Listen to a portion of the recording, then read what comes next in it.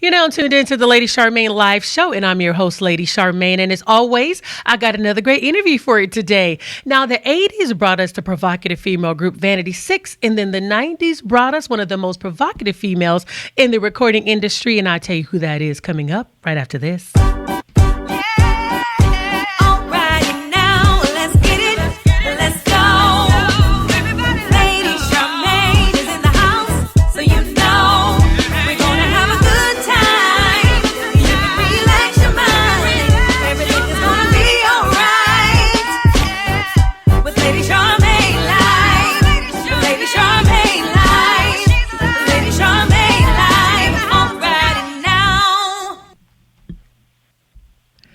My guest today hit the scene with her certified platinum single, Freak Like Me, and her bold and outward sexuality brought a new wave of women liberation as she is here today to talk about her TV One Unsung episode airing this Sunday. Help me welcome to the Lady Charmaine live show, Miss Adina Howard. Welcome back to the show. How are you? I am good. Now, we were just talking earlier. It was about a few years ago, I believe you came on the show for, I believe it was Life After. And so now you have a unsung episode that's being aired this Sunday. Now, this is one of the questions I love to ask everyone who come on the show with Unsung. Adina, were you surprised to get the call that they wanted to do a story about you? Absolutely, because I didn't think my story was that goddamn interesting. Really? Are you serious? Really, Adina? I'm very serious. I'm very serious. You know what? Because I live my life every day, so I don't find it to be that interesting. So for someone to want to call and tell my story, I'm like, oh, wow, clutch my pearls.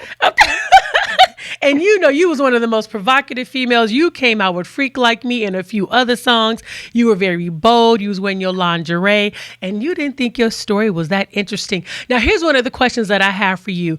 When you came out back in the 90s and you came out bold and women's liberation, did conservative women have an issue with how you presented yourself back in the 90s and being very bold about your sexuality? Absolutely. They had to tell me that women had a problem because I wasn't paying attention to their problems. But I did find out that they did have issues. I was like, that's too bad for you because, you know, if you loosened up, maybe you'd be happier. Oh. Now, okay, what made you want to come out with that type of image? I mean, straight out the box. Were you always how they call it, like a sexual person, and that was just the way that you expressed yourself? Was I fast? Yes, I was fast.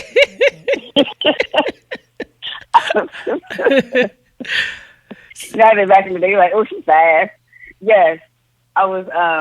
You know, for me, it was always just about being comfortable in my own skin. Mm-hmm. It's who I was at the time. And when you're young, your hormones are raging. And you're fresh out of the house, you know, you're out there, you're literally out of the cage. The door has been left open and the family's like, get out. Mm-hmm. And you're like, sounds like a plan. And you just go out and do what you do, how you do it. And for me, that's what it was. It was like, I'm comfortable in my own skin. Mm. My theme has always been, if guys can do it, I can do it. Mm-hmm. To this day, I'm the same way. I'm like, well, if they can do it, how come I can't? Right. Now, I'm going to do it better. Were you always a singer? Did you always have aspirations to be a singer? How did you fall into the music industry?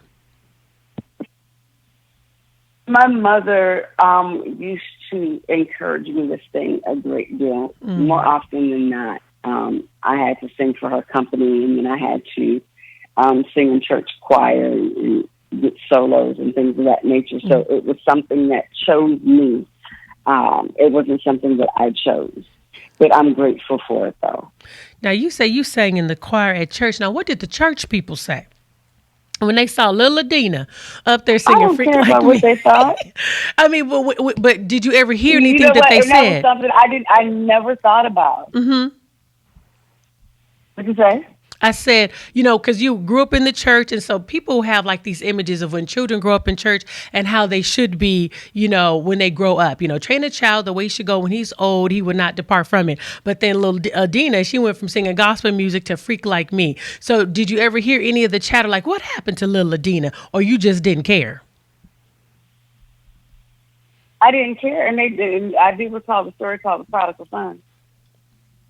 So, I mean, when you leave, the nest, you go out and experience life. That's what life is about. How is it that the church is nothing but a hospital for sick souls, and y'all expect all of a sudden everybody's supposed to just get well and everything's supposed to be good? That we're not supposed to learn about life. That we're what I'm saying, that right. We are not just spirit, but we are flesh. Like, things are going to happen. Matter of fact, when I looked at the church and they get to talking, I'm like, how did half of y'all get here? Matter of fact, how did all of y'all get here? Right. Most of it was not artificial insemination.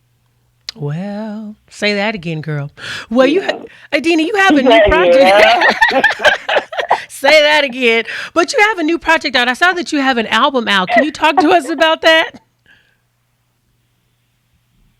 Well, the new album that's out right now is called Resurrection.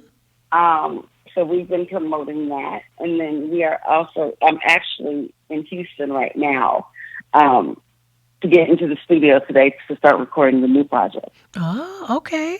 So the new music is definitely coming this year. Okay, well, good to know. Because I saw that Chris Brown and Tiana did a remake of one of your songs. What was that like to know that Chris Brown wanted to remake an Adina Howard song? I'm always humbled and honored when anyone wants to remake any one of my songs. I think it shows you just how important your role in the industry is, and how relevant, regardless of how irrelevant people say you are, just how relevant you are in the very moment that it's taking place.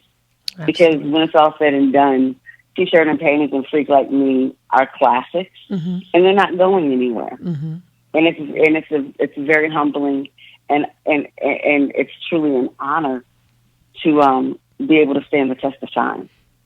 Now, you have an unsung episode that's going to be airing this Sunday. Tell us what you want the audience to learn from watching your story. I would like for them to get to know me that much more, a little bit better, to know me a little better. Because, I think a lot of people feel like they know the quote unquote celebrity that they follow or that they see on television. And they honestly, they just know the surface of what is. Right. And they're going to get to know what was and what is to become. And I'm very excited about that because people really don't know my story, and this is the opportunity for them to get to know the majority of it. Well, tell us a little bit about your story, because I saw that you were married. How long have you been married now? Oh, well, I am no longer married. Okay. Well, moving on. Happily divorced.